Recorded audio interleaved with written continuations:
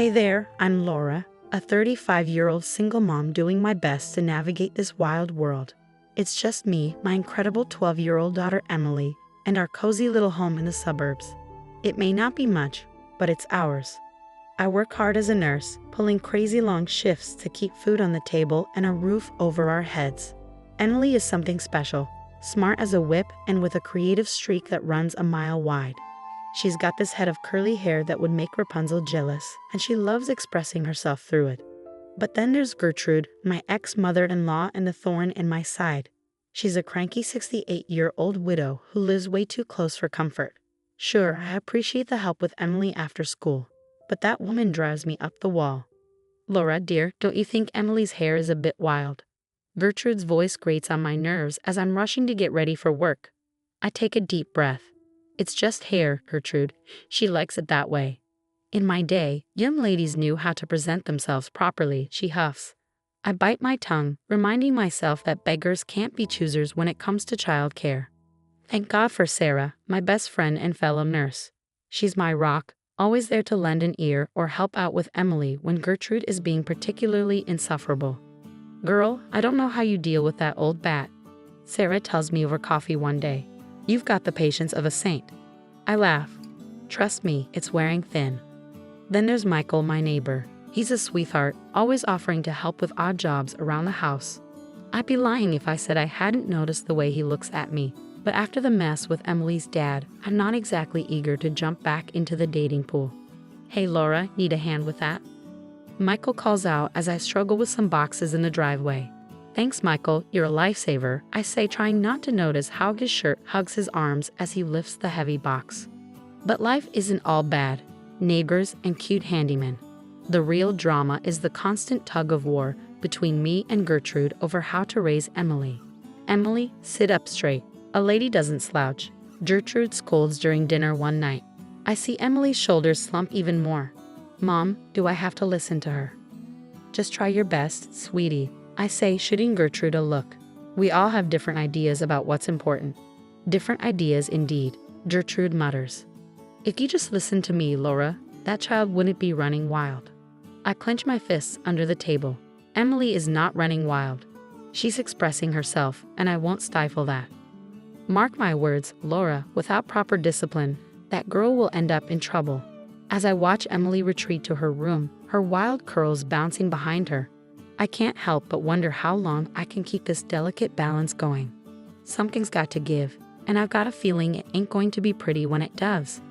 I was dead on my feet after that extra shift at the hospital. All I wanted was to hug my baby girl and crash. But the moment I stepped through the door, I knew something was terribly wrong. Emily, sweetie, I'm home. I called out. No answer, just an eerie silence that made my skin crawl. I found her curled up in bed, sobbing. When she looked up at me, I nearly fainted. My beautiful girl's curls were gone, every last one. Her head was shaved clean. Mom.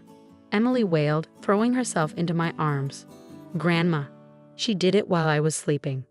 I held her tight, my mind reeling. Shh, baby, it's okay. We'll fix this. But inside, I was seething. How dare that old witch do this to my child? I stormed into the living room where Gertrude sat, cool as a cucumber. What the hell did you do? I screamed. Gertrude didn't even flinch. I did what needed to be done. That child was becoming far too vain and disobedient. Vain? Disobedient? She's a 12-year-old girl. Precisely, and it's high time she learned some discipline. In my day. This isn't your day.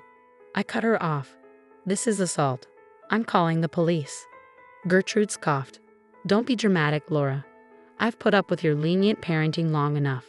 Someone had to step in before Emily turned into a delinquent like her father. That's when I lost it. Get out of my house. Now. Gladly, Gertrude sneered. Mark my words, you'll regret not heeding my advice. That girl needs a firm hand, Gertrude snapped as she gathered her things. The full weight of what had just happened hit me like a ton of bricks, and I sank to the floor, tears streaming down my face. Suddenly, there was a knock at the door. It was Michael, looking concerned. Laura, is everything okay? I heard shouting. One look at my face, and he knew it wasn't. What happened? He asked, his voice soft but urgent. I couldn't even speak. I just pointed toward Emily's room. When Michael saw her, his eyes widened in shock. "Oh my God, who did this?" "Gertrude," I managed to choke out, my voice trembling with rage. His face hardened. "That's it. I'm calling the police." "No," Emily cried, her voice breaking. "I don't want anyone to see me like this." I hugged her close, trying to comfort her. "It's okay, baby. We don't have to do anything you're not comfortable with." Michael knelt beside us, his expression gentle. "Is there anything I can do?" Before I could answer, my phone rang. It was Sarah. "Laura, what's going on?" "I got your missed call, and you sounded upset in the voicemail." I tried to explain through my sobs. "That evil witch," Sarah exclaimed. "I'm coming over right now." Within minutes, she burst through the door, arms laden with bags. "Okay, I've got hats, scarves, and some cute pixie cut photos for inspiration. We're going to get through this, Em." Emily managed a weak smile as Sarah worked her magic, trying to salvage what was left of her hair. While Sarah was busy, I filled Michael in on the whole sordid history with Gertrude. "I can't believe I let that woman anywhere near Emily," I said, self-loathing creeping in. Michael squeezed my hand. "This isn't your fault, Laura. You were just trying to provide for your daughter." "He's right," Sarah chimed in. "The only person to blame here is that old bat Gertrude." I nodded, but the guilt still gnawed at me. How could I have been so blind? As the night wore on, Emily finally fell into an exhausted sleep. Sarah and Michael insisted on staying, camping out in the living room. Lying in bed, staring at the ceiling, I made a vow. Gertrude would pay for what she'd done, one way or another. My baby girl deserved nothing less. The next few days were a blur of tears, anger, and sleepless nights. Emily refused to leave her room, let alone go to school.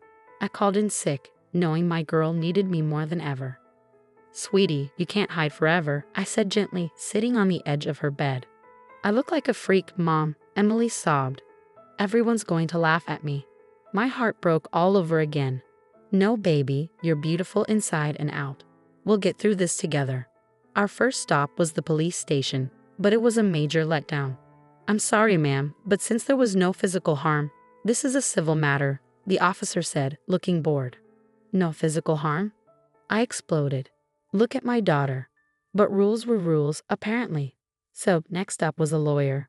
"We can definitely pursue charges for emotional abuse," the lawyer explained, "and sue for damages, but it won't be easy." I didn't care. I was out for blood. Sarah was a godsend through it all. She helped me document everything, photos, timelines, you name it. "We're going to nail that old witch to the wall," Sarah declared as we worked. Meanwhile, Michael was working his own magic. "I've got a buddy who specializes in family law," he told me. "Top-notch guy, he's willing to take your case pro bono." I could have kissed him right then and there, but there was no time for that. Things were about to get even messier. It started with whispers at the grocery store, sidelong glances from neighbors. Then came the calls from distant relatives. "Laura, is it true you've been neglecting Emily?" my cousin asked. That's when I realized Gertrude was on the offensive. "She's telling everyone I'm an unfit mother." I raged to Sarah and Michael. "That witch is trying to turn everyone against me." But Gertrude had underestimated me. I started digging, calling up old babysitters, family friends, anyone who'd ever interacted with her and Emily. The stories that came out made my blood run cold. "Grandma said if I told you, she'd send me away to boarding school," Emily confessed one night, tears streaming down her face.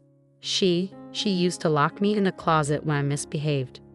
I held her close, fury and guilt warring inside me. How had I missed this? "It's not your fault, sweetie," I assured her. "But I promise you, Grandma will never hurt you again." With Sarah and Michael's help, we hashed a plan. Hidden cameras went up around the house. We coached Emily on how to safely gather evidence if Gertrude tried to contact her. "Remember, kiddo," Michael said, showing Emily how to use the voice recorder on her phone.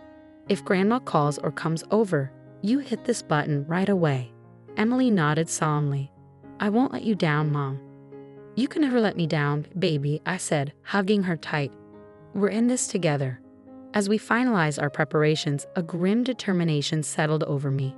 Gertrude thought she could bully and manipulate her way to victory, but she had no idea what was coming. This mama bear was ready to fight, and I wasn't about to lose. "All right, team, I said, looking at Sarah and Michael. Let's take this witch down. The trap was set. Now all we had to do was wait for Gertrude to make her move. And when she did, we'd be ready. The day of the trial arrived, and I felt like I was going to puke. Emily squeezed my hand as we walked into the courtroom. "You got this, Mom," she whispered. Our lawyer presented the mountain of evidence we collected. The hidden camera footage was damning, showing Gertrude barging into our home, screaming threats at Emily. "You ungrateful little brat." Gertrude's voice echoed in the courtroom. "I'll teach you to disobey me." I saw the judge's face darken, but that was just the beginning. One by one, witnesses took the stand. Former babysitters, family friends, even Emily's old piano teacher. They all had stories of Gertrude's cruelty. She told me if I didn't make Emily practice for 3 hours a day, she'd have me fired. The piano teacher testified. But the real kicker was Emily's testimony. My brave girl stood up there, her voice shaking but determined. Grandma said if I ever told Mom what she did, she'd make sure I was taken away. Emily said, her eyes welling up with tears. I couldn't hold back my own tears. How had I not seen this? Gertrude's lawyer tried to paint her as a concerned grandmother, but it was too late. The truth was out. When the judge announced his decision, I nearly collapsed with relief. "This court grants a permanent restraining order against the defendant," he declared. Furthermore, significant damages are awarded for the plaintiff's therapy and emotional distress. We'd won.